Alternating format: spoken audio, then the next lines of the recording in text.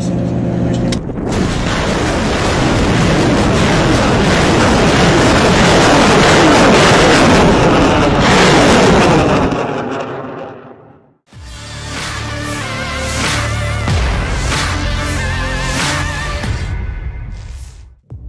Angkatan bersenjata Ukraina meluncurkan rudal yang ditargetkan ke musuh Rusia. Rekamannya ramai beredar di media sosial. Rudal anti pesawat itu ditargetkan pada musuh Rusia.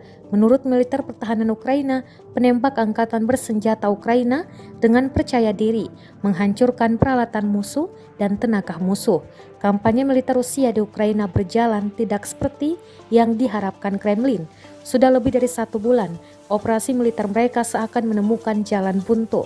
Kabar buruk terakhir, jet tempur andalan mereka Su-35 dilaporkan hancur ditembak jatuh di dekat wilayah Kharkiv. По готовности в кабину. Ложим нормально. 3 миномета работали, крышу сняли и прям туда положили. 10 огонь! 10 огонь по цели! 10 снарядов огонь. 10.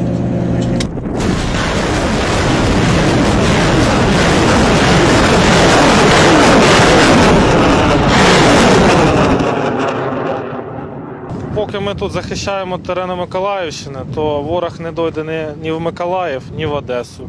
Сюди їх ніхто не пустить, а ми будемо тільки тіснити, і скоро і Херсон буде наш. Перемога за нами.